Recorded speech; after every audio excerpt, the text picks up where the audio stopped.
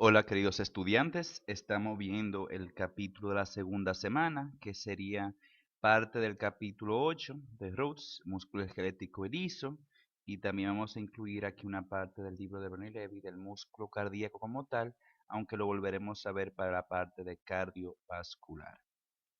Entonces, bueno, ya no vamos a seguir enseñando las mías notas sobre la presentación, en una sola presentación, pero lo voy a dividir en 3 videos y posiblemente un video adicional que sea para cubrir cualquier cosa que me haya faltado y me dé cuenta que haya faltado después. Entonces vamos a explicar los impulsos de motoneuronas para poder contraer el músculo el esquelético y la relación entre impulso con generación de contracción muscular, explicar la fase de excitación-contracción y cómo el fallo de este impide la contracción del músculo esquelético, por qué la contracción de este músculo esquelético es total o nula, explicar cómo la generación de fuerza del músculo aumenta con estimulación repetida y rápida del mismo, por qué la falta de oxígeno va a provocar un estado de rigidez, distinguir entre condiciones isotónicas e isométricas, contrastar el papel de calcio en la regulación del músculo liso, por qué el músculo liso puede tener una contracción más gradual, explicar el mecanismo cómo el músculo liso reduce necesidades energéticas durante contracción sostenida de larga duración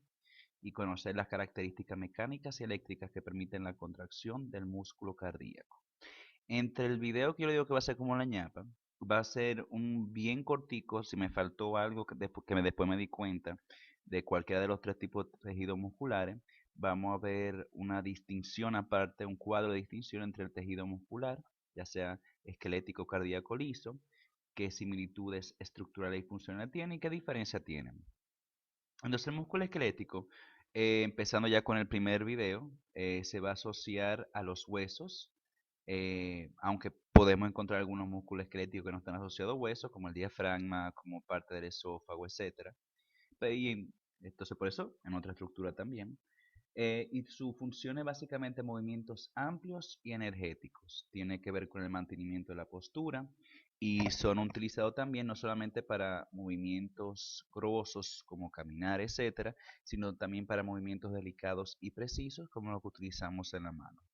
Y tiene ya una función secundaria que es la producción de calor cuando tenemos esas contracciones bien pequeñas y rápidas que son los escalofríos. Entonces, ¿cómo hacemos la estructura del músculo? Si vemos aquí el músculo completo, vamos a ver que este músculo completo tiene tanto un origen y una inserción, y esta va a ser gracias a los tendones. Este músculo completo está cubierto por un tejido conectivo que llamamos epimicio, y dentro de ese epimicio vamos a encontrar que este músculo va a tener diferentes fascículos. Y los fascículos van a estar cubiertos por un perimicio, y dentro del fascículo vamos a encontrar diferentes fibras musculares. Recuerden que fibra muscular es lo mismo que decir una célula muscular. Lo que pasa es que al ser larga lo podemos llamar fibras. Y esas fibras musculares están cubiertas por una última capa de tejido conectivo que conocemos como endomisio. Tanto el epi, peri y endomisio van a terminar uniéndose y forman los tendones que unen el músculo al hueso. Y por último, en el caso de las fibras, estas fibras están compuestas por un tipo de microtúbulo que conocemos como miofibrillas, y esta miofibrilla es básicamente compuesto por miofilamentos contráctiles, en el caso del músculo esquelético principalmente por la actina, que viene siendo el filamento fino delgado, y la miosina, que viene siendo el filamento grueso. Y aquí vamos a ver ya directamente esa estructura que habíamos visto aquí, que son las miofibrillas, y esas miofibrillas están compuestas por lo que conocemos como el sarcómero. Y el sarcómero es lo que le da esa característica o esa visibilidad estriada al músculo esquelético al verse en el microscopio. Y esta configuración se debe a diferentes agrupaciones de lo que serían filamentos finos y filamentos gruesos dispuestos para poder contraerse. Entonces, los miofilamentos tienen aspecto estriado gracias a la organización de los miofilamentos. Los miofilamentos van a tener una capacidad de iniciar y regular la contracción muscular. ¿Cómo? Es decir, utilizando energía química para convertirlo en energía mecánica. Entonces ya habíamos comentado que las células o fibras musculares son bastante grandes, pueden tener 100 micrómetros de diámetro, pero pueden tener centímetros de longitud. Y usualmente son multinucleadas periféricamente. Dependiendo de qué parte del tejido muscular esquelético estamos viendo, podemos tener mayor cantidad de mitocondrias o menos, pero para sintetizar ATP. Tiene un retículo endoplásmico que en el caso del músculo esquelético lo conocemos como retículo sarcoplásmico, y este va a tener una estructura que se llama cisterna terminal, que su función principal es el almacén de calcio. Y obviamente va a tener cubierto por una membrana plasmática, que en el caso del músculo esquelético lo llamamos sarcolema. Este sarcolema puede invaginarse, así como que entrarse hacia lo que sería la célula, y lo conocemos como túbulo T. Ese túbulo T va a tener al lado de él dos cisternas terminales, y ese conjunto de túbulo T con cisternas terminales lo conocemos como tríada. Entonces, antes de como que ver bien lo que serían el sarcómero, vamos a ubicar lo que son los filamentos. En el caso del filamento grueso, está formado principalmente por miosina, que tiene varias regiones. Bien, generalmente consta de una porción recta, larga, que está compuesto por la meromiosina, y otra que es la cabeza. Y esa cabeza tiene acción enzimática y química, y es la que me permite contraer el músculo. La cabeza tiene dos sitios de unión, un punto de unión con la actina y otro sitio de unión con ATP. En esa región S1, la cabeza, tenemos dos cadenas peptídicas, que son la cadena ligera esencial, que básicamente estabiliza la miosina, y una cadena ligera reguladora, que se va a fosforilar durante la actividad muscular y modula la función de esta. Y ya habíamos visto también en clase, y lo comentó ahora, que la miosina tiene dos lugares de flexión. Uno en la cola, que permite secar la miosina a la actina, y uno cerca de la cabeza, que permite unirse a la actina y hacer la contracción muscular.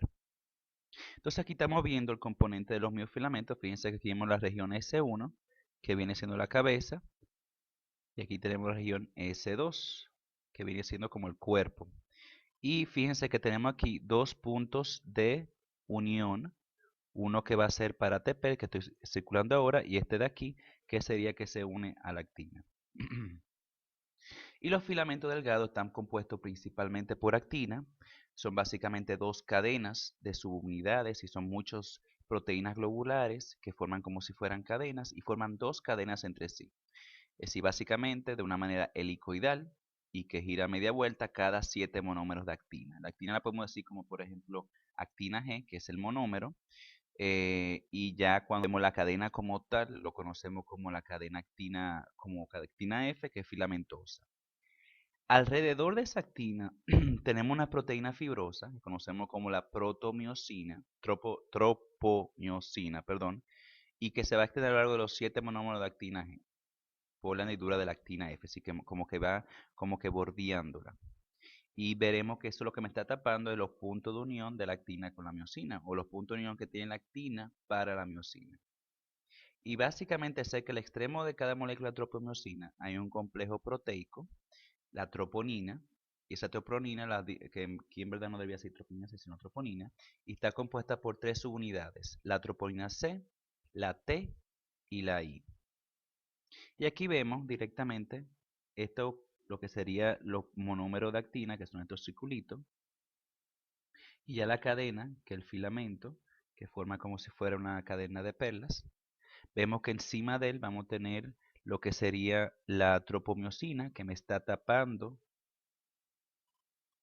ese punto de unión, es la tropomiosina, y cada tanto tiempo tenemos un complejo, que sería este, de troponina, que tiene una parte que sería troponina C, la que se une al calcio, y después troponina I y troponina T, que me permite mover la tropomiosina. Después podemos tener diferentes filamentos que, aunque no participan en la contracción como tal, forman básicamente filamentos estructurales del músculo. Por ejemplo, la titina, que es una proteína filamentosa de gran tamaño, se va a extender dentro de la línea C, que vamos a ver ahora, hasta la porción desnuda del filamento de miosina. Y básicamente lo que me permite, que aquí está mal escrito, es una hiperextensión del sarcómero, y está cerca de las bandas A. Tenemos y miren, si después pueden fijarse, van a ver diferentes patologías que implican que hay problemas musculares, etcétera, que son los que conocemos como titinopatía, porque es un defecto de la titina. La nebulina es una proteína filamentosa que se va a extender a lo largo de los filamentos delgados, y básicamente me estabiliza la longitud de los filamentos delgados durante la actividad muscular. La alfa-actinina, básicamente, vamos a ver que está asociado a la línea Z. Y esta línea Z veremos que es lo que me ancla en los filamentos finos o delgados. Y por último tenemos la distrofina, que está en el interior del sarcolema. Y básicamente lo que me permite es unir las diferentes filamentos contráctiles a la propia célula. Así que yo uno esos filamentos o esos miofilamentos hacia la misma membrana o sarcolema de la célula. Igualmente como la titina, si hay un problema en esta proteína, también tenemos efectos musculares y son básicamente enfermedades musculares con distrofina alterada. Entonces quedamos que la unidad funcional o contráctil de un músculo esquelético sería el sarcómero.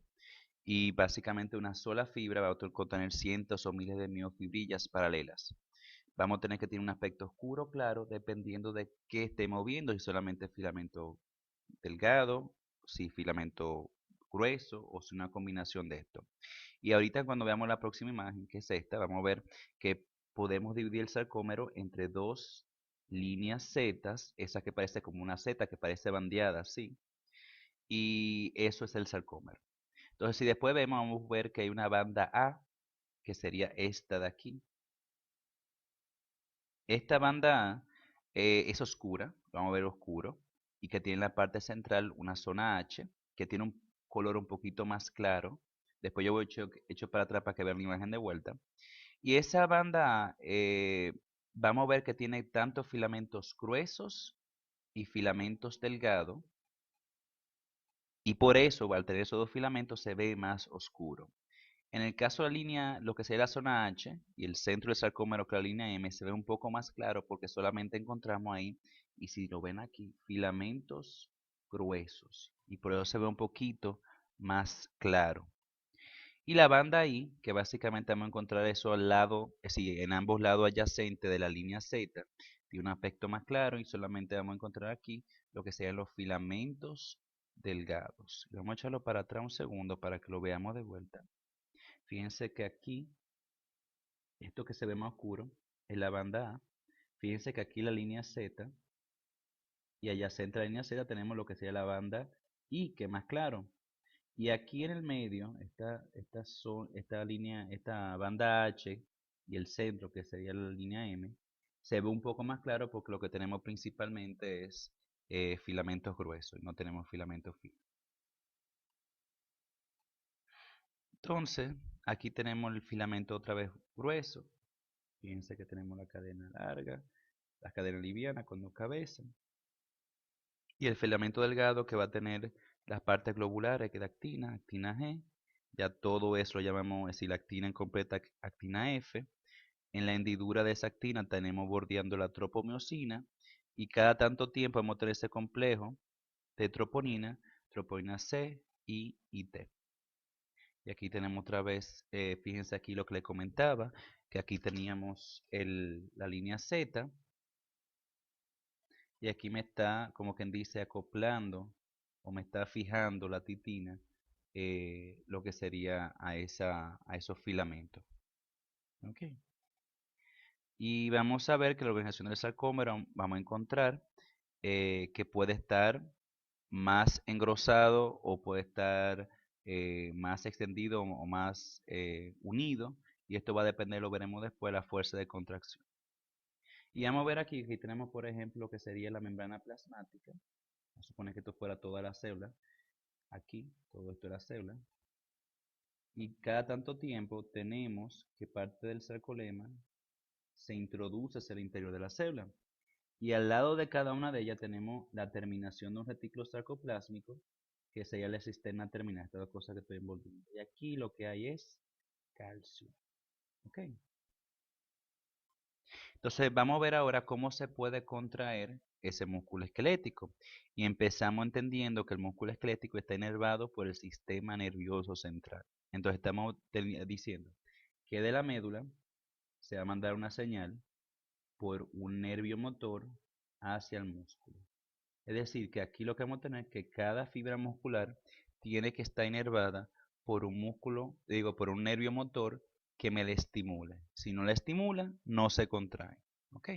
Entonces, eso es lo que sería cómo se une o cómo puede ser estimulado el músculo esquelético. Vamos a ver después que esto va a causar un potencial de acción en el célula muscular, y este potencial de acción lo que va a crear es que la entrada de calcio al citosol, es decir, que entre calcio al citosol, no necesariamente en el caso del músculo esquelético de extracelular, pero sí llega calcio al intracelular, y esto aumento de calcio lo que me permite generar la fuerza o la contracción de los sarcómeros. Entonces empezamos que específicamente donde se une un nervio motor con una fibra muscular, una célula muscular va a hacer esto. Tenemos aquí el axón terminal, y ese axón terminal tiene una unión muy fija con la fibra muscular. Y esto lo conocemos como unión neuromuscular. Entonces, básicamente, el impulso va a iniciar en el sistema nervioso central, se transmite como un potencial de acción como vimos anteriormente, se pone positivo al interior de la membrana, negativo afuera, y esto va a llegar hasta la parte terminal del axón. En la parte terminal del axón, al haber un potencial de acción, esto me abre en canales de calcio controlado por voltaje. ¿Ok?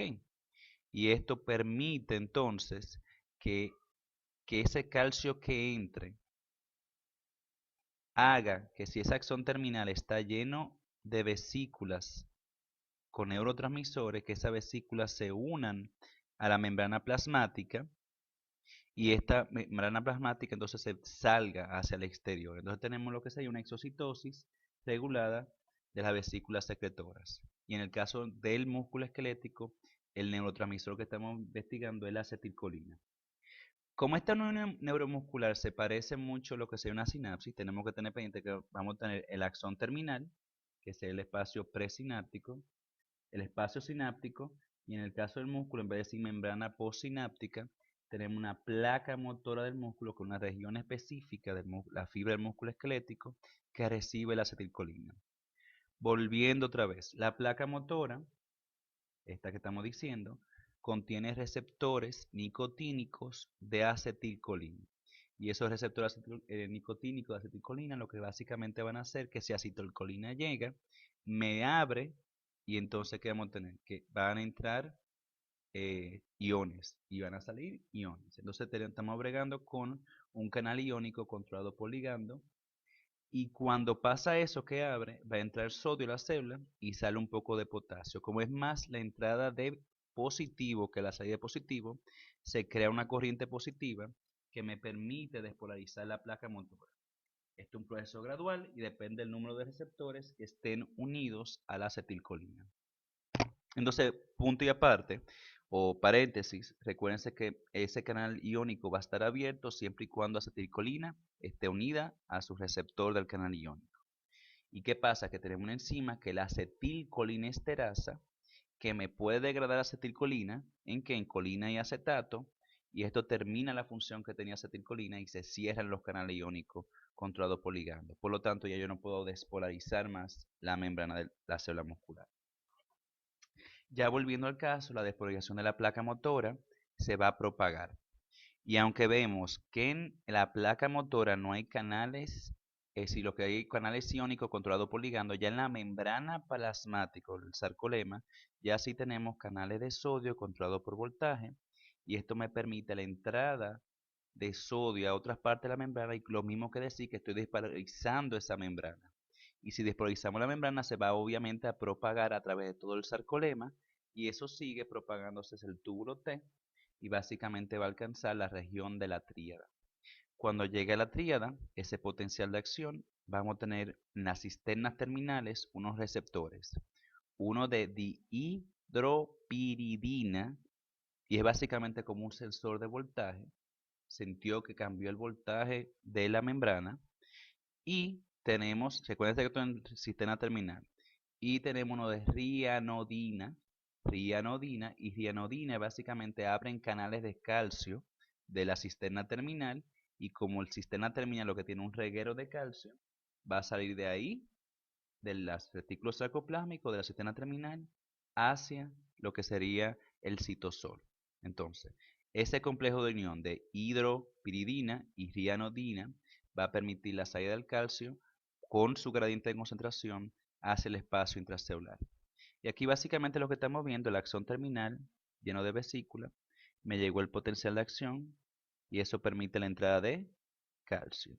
La entrada de calcio, lo que me permite la salida de acetilcolina por exocitosis, y eso permite que las acetilcolinas se unan a su receptor de iones, que entre sodio principalmente, aunque va a salir un chin de potasio también. ¿Ok?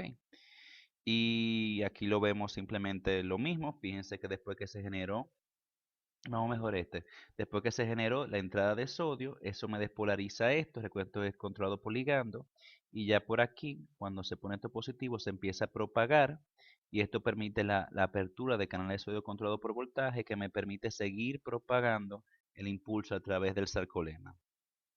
Y ya aquí lo que estamos viendo simplemente que se me despolarizó la membrana y por lo tanto se me sigue despolarizando el túbulo T, que es lo mismo que decir el espacio extracelular, este espacio extracelular. Y cuando llegue aquí, vamos a ver que uno de los el sensor de voltaje lo siente y permite que otro receptor saque calcio al exterior o al espacio intracelular. Y esto es calcio lo que va a permitir que se contraigan o que se hagan los puentes cruzados o la contracción muscular. Fíjense que aquí tenemos lo mismo. Aquí tenemos que me llegó el potencial de acción. Tenemos lo que es el DHPR, que yo le había comentado anteriormente, que me sirve como un medidor de voltaje, y los receptores RIR, que permite la salida de calcio al espacio intracelular. Y ese calcio que está saliendo lo que me permite la interacción de actina y miosina. Fíjense que primero tenemos el potencial de acción y después tenemos la fuerza o la contracción de la fuerza. Entonces, para que tengamos la posibilidad de que la miosina y la actina interactúen para poder contraer el músculo, necesitamos calcio. ¿Por qué? Vamos a verlo ahora. El calcio que sale del retículo sarcoplásmico de la cisterna terminal del citosol se va a unir a la proteína que conocemos, a la proteína que conocemos como troponina. En este caso, la troponina C. Aquí. Fíjense, aquí tenemos esto es troponina. Y el unirse a la proteína C, a la troponina C, esto me hace que el complejo a través de troponina I y troponina T me modifique la posición de la tropomiosina. Cuando la tropomiosina se quita, vamos a decir, porque la troponina cambió, esto me permite visualizar los puntos de unión a la miosina que tiene la actina. Y cuando pasa eso, entonces se puede dar el puente cruzado. La miosina se puede juntar a la actina. Siempre que calcio esté unido a troponina C, se pueden producir puentes cruzados. Puentes cruzados cuando unimos miosina, actina. Por lo tanto, en el músculo esquelético tenemos una regulación ligada a la actina. Y la fuerza de contracción, por lo tanto, el músculo es dependiente de la concentración de calcio intracelular. Esto es un proceso obviamente saturable.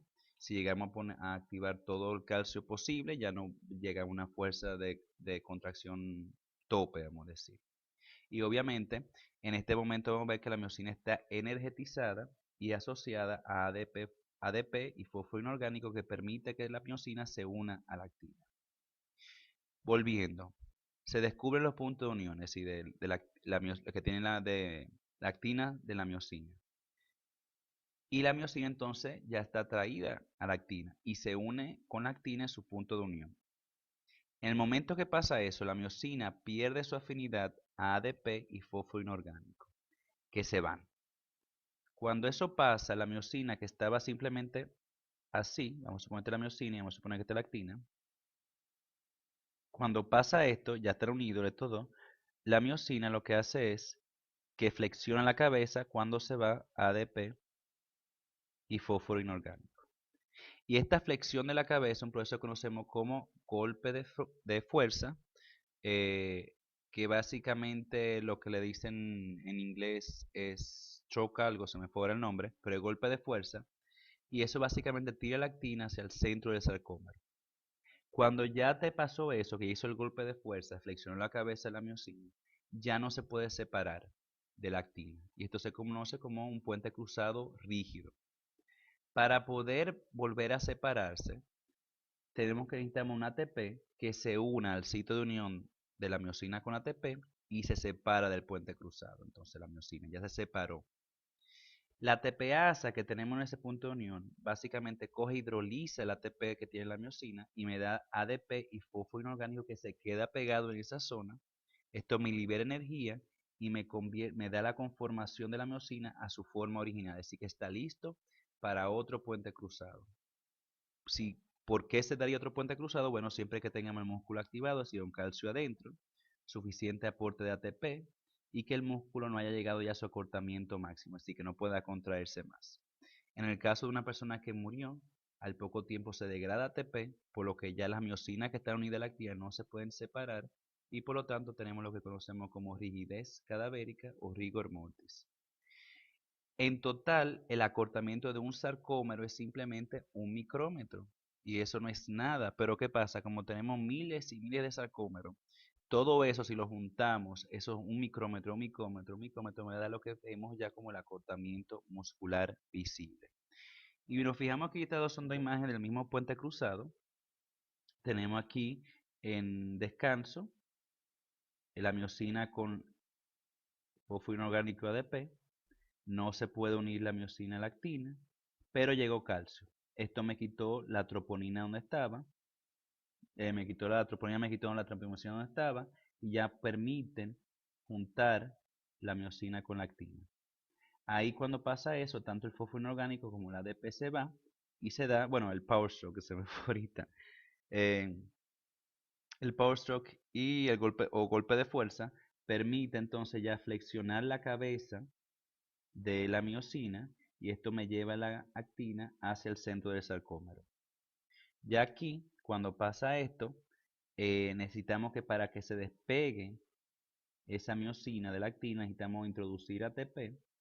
Ese ATP me despega la miosina de la actina y después lo hidrolizo. ¿Para qué? Para volver a tener energía suficiente, volver a la configuración normal, para volver otra vez a hacia otro puente cruzado. Y aquí tenemos el proceso según, por ejemplo, eh, Constanzo, perdón, que es lo mismo que yo he comentado. Pueden también ver esto para ver qué tal, cuál entienden mejor. Entonces, ¿qué cosas pueden hacer? Eso ya vimos ya básicamente lo que estaba pasando. En la segunda animación ya ustedes entienden más o menos cómo se da esa contracción del sarcómero. ¿Qué puede hacer que un músculo se contraiga más fuerte o menos fuerte? ¿Cómo podemos hacerlo? Si vemos solamente un potencial de acción, este me puede crear una sola contracción, una contracción breve que conocemos como sacudida simple. Pero ¿qué pasa?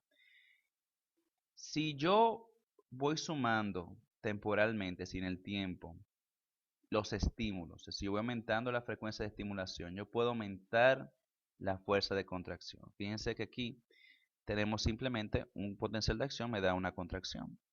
Aquí tenemos dos frecuencias bastante seguidas y me da la segunda fuerza una contracción más fuerte.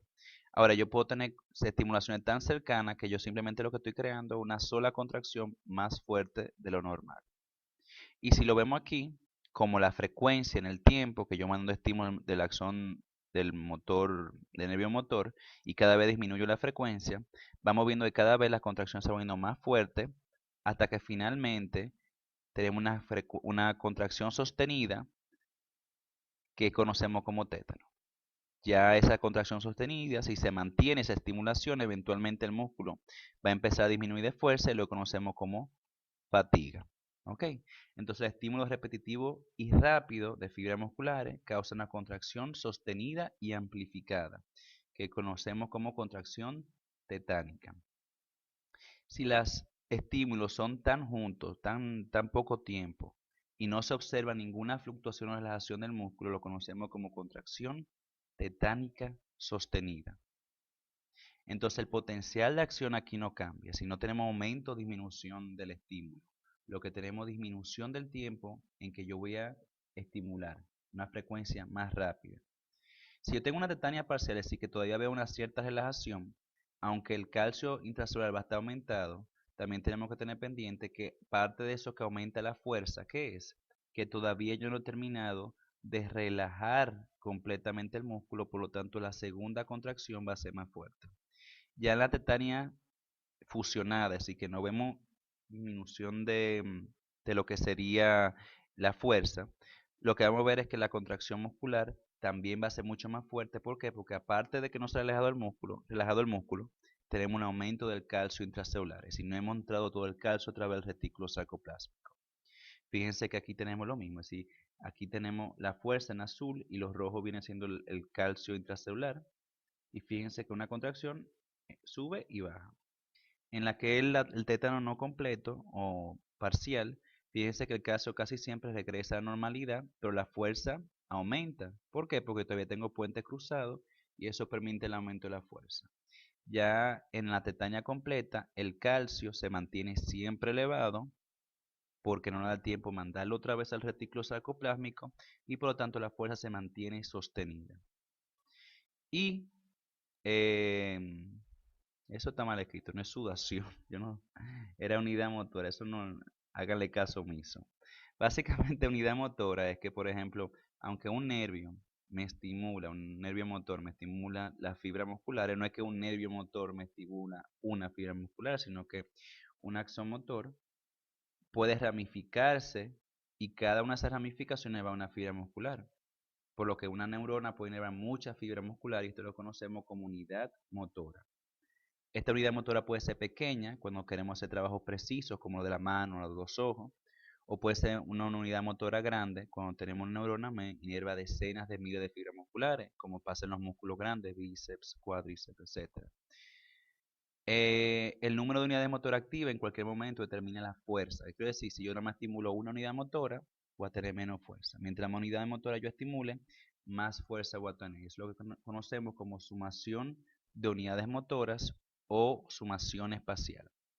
Si yo solamente quiero desplazar o sostener carga ligera, solo activo una cierta cantidad de unidades motoras para realizar la tarea. No voy a usar más fuerza de lo que yo necesito. Y fíjense que es lo que estamos viendo aquí. Mientras más fuerza queremos, necesitamos entonces aplicar mayor cantidad de unidades motoras. Entonces, en conjunto, tenemos que ver cómo son los tipos de contracción. Y aquí desde aquí en adelante, lo más seguro yo tengo que después hacer un video adicional para explicar unas cuantas cositas que no voy a poder terminar aquí.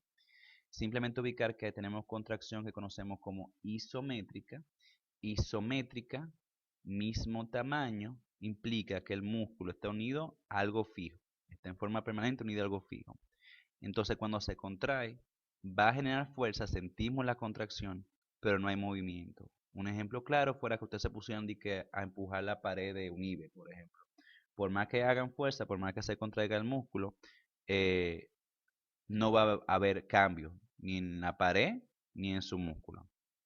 Y este tipo de contracción hay que tener pendiente que consume energía. Fíjense que la fuerza aumenta, pero la longitud se mantiene igual. Y las contracciones isotónicas, esas son aquellas donde el músculo genera una fuerza mayor que la carga. ¿Qué quiero decir? Que la fuerza que está generando crea el movimiento de algo. Entonces, en la isotónica mantenemos la misma fuerza, pero el músculo se acorta y desplaza alguna masa. Fíjense que la fuerza en una fase isotónica se mantiene constante. ¿Ok? La fuerza se mantiene constante, pero lo que yo cambio va a ser el acortamiento, en el caso de la contracción, y la relajación isotónica. Si me cambia la longitud, pero la fuerza se mantiene igual. Después van a ver diferentes curvas que yo prefiero dejarlo para más tarde. Vamos a pasar a esta parte. Yo prefiero dejar eso para después. Y una última cosa que nos interesa sobre lo que sería lo que me aumenta la fuerza de contracción es lo que sería la interacción de filamento. Y recuérdense que si tengo una interacción óptima entre filamento delgado y filamento grueso, voy a tener una contracción óptima. Si está, por ejemplo, sobreestirado, vamos a poner que son los filamentos finos, y aquí yo tengo lo grueso, obviamente aquí está sobreestirado y entonces la contracción va a tener una fuerza menor. Igualmente yo tengo los filamentos finos y los filamentos gruesos. ¿Y qué pasa? Como está tan contraída y está tan junta que no me permite una interacción correcta entre actina y miosina. Eso también da una fuerza de contracción menor. Y fíjense que lo vemos aquí también, es decir, mientras más longitud, es decir, tenemos aquí un rango. En este rango tenemos una fuerza óptima. Si yo lo disminuyo, la fuerza va a ser menor. Si yo aumento el espacio entre un y otro, también la fuerza va a ser menor. Entonces tenemos un rango. En el músculo esquelético usualmente no es la forma en que manejamos la fuerza de contracción, ni que cambiando la longitud o la interacción entre filamentos. ¿Por qué? Porque están fijos a qué? A los huesos. Entonces, ¿dónde yo puedo hacer eso? Eso va a ser un mecanismo importante en el músculo cardíaco. Esto también lo vamos a saltar y vamos simplemente a terminar con lo que es el aporte de energía, es decir, cómo saco ATP para usar esta energía para contraer el músculo, de energía química a energía mecánica.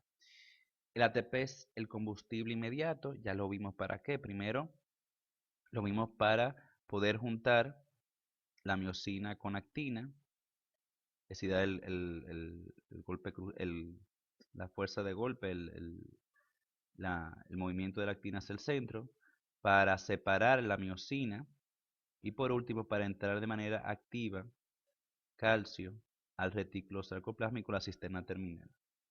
Pero ¿qué pasa? Que ese ATP que tenemos en la célula no da abasto para todos esos procesos. Entonces vamos a tener como una energía de reserva inmediata que viene de la fosfocreatinina. La fosfocreatinina lo que hace es que una creatinina con un grupo fosfato que coge y el ADP, es decir, el ATP que se hidrolizó a ADP, viene al ADP, le pega un fosfato y ya tenemos otra vez ATP. Aparte de eso, como también la fosfocreatinina se pierde rápidamente, podemos tener otras vías de regeneración, tanto fosfocreatinina y ATP. Una vía glucolítica o glucólisis, donde una molécula de glucosa, ya sea que viene de la sangre o ya sea que venga de una degradación del glucógeno muscular, eso entra a la célula y en el citoplasma se hace glucólisis, que me da 2 ATP por molécula. Recuerden que fosfocreatinina por cada fosfocreatinina me da un ATP. En el caso de la vía glucolítica o glucólisis por una molécula de glucosa me da 2 ATP. Ese glucólisis de ácido pirúvico, pero como esta es la vía glucolítica o glucólísica anaeróbica, como no hay oxígeno suficiente, se va a convertir en lactato y se queda hasta ahí. Si hay suficiente oxígeno, vemos lo que sería la vía aeróbica, que utiliza básicamente el ciclo de Krebs y fosforilación oxidativa. Este proceso convierte el piruvato a acetil-CoA, entra al ciclo de Krebs y los diferentes aceptadores entran en la fosforilación oxidativa. Y esto me da en total 36 moléculas de ATP por una molécula de glucosa. Y después podemos utilizar otro compuesto orgánico como ácido graso, que verán ustedes en bioquímica, que se puede degradar a acetil-CoA y entra en el ciclo de Krebs. Y aquí tenemos directamente ese proceso. La energía que necesitamos de ATP es para la contracción, relajación y otras funciones importantes iónicas. Ese ATP se va a ir gastando, hidrolizando en ADP. Por ejemplo, yo lo puedo reponer utilizando creatininfosfato y eso me le pega ATP al ADP, es un fosfato al ADP. Ese ATP, por ejemplo, puede entrar o puede venir también de la glucosa, ya sea por glucógeno o glucosa plasmática, por glucólisis, eso me da ácido pirúvico. En el caso de que haya oxígeno, yo convierto ácido láctico. Si hay oxígeno, entra como acetil-CoA al ciclo de Krebs y a la oxidación fosforilativa en la mitocondria. Recuerden que eso ya es la vía aeróbica en la mitocondria. Va a necesitar oxígeno y va a dar como resultado CO2 y agua. Y recuérdense que hay otro compuesto orgánico como ácido graso que pueden ser utilizados. Y después tenemos dos tipos de fibras musculares, el músculo esquelético, las rojas, que también se conocen como las lentas, tienen mayor cantidad de mioglobina, depende del metabolismo aeróbico, tiene un aspecto rojizo, tiene mucha vascularización, tienen tareas que usualmente son largas y sostenidas en el tiempo, como los músculos de la postura. Y en este caso, algunas que son más rápidas, otras más lentas. Recuerden que aquí tenemos que tener pendiente qué tipo de ejercicio hacen estas fibras musculares. Los ejercicios que van a hacer obviamente son de larga duración y son ejercicios de resistencia, de resistir, maratones, etc. Y si nos fijamos en músculos específicos, no importa qué tipo de ejercicio haga, músculos que tienen que durar grandes tiempos contraídos, como los músculos de la postura. Las fibras musculares blancas son, por lo tanto, se ven así en el microscopio, contienen poca mioglobina, tienen fibras de contracción rápida, son bastante rápidas, pero aunque sean rápidas, se cansan rápido, ¿sí? Trabajan rápido, pero se cansan rápido. y van a depender principalmente del metabolismo glucolítico, es decir, de la glucólisis. Por lo tanto, van a necesitar mayor cantidad de glucógeno muscular para poder contraerse. Se contraen relajan con rapidez por gran velocidad de bombeo de calcio, son inervados por acciones motores usualmente de gran tamaño y se fatigan con rapidez y necesitan un periodo de recuperación para volver a trabajar. Recuerden que el periodo de recuperación lo conocemos como deuda de oxígeno, es decir, después de un ejercicio yo necesito un tiempo para recuperar otra vez eh, el oxígeno, se recupera otra vez, eliminar los desechos como ácido láctico, aumentar otra vez el pH, se disminuyó mucho, etcétera, etcétera, etcétera. Y aquí fíjense que lo que se gasta de energía cuando estamos haciendo un tipo de ejercicio rápido, gastamos mucha energía y después necesitamos un tiempo de recuperación. Este periodo de recuperación, ¿qué sería? Por un mecanismo de volver a entrar oxígeno, de eliminar desechos. Cuando son ejercicios de larga duración, fíjense que yo puedo darle chance al cuerpo mismo de que vaya produciendo esas cosas y el periodo de recuperación va a ser mucho menor. ¿Ok? Entonces aquí tenemos lo que son el estrés, es decir, el tétano, los minutos. Fíjense que lo que sería el músculo completo tiene más o menos un tipo de fuerza. Tenemos aquí, por ejemplo, la unidad de motora tipo 1, que dura más en el tiempo esa fuerza, que sería entonces la lenta, y el tipo 2, que sería la rápida, que dura menos tiempo, se cansan rápidamente.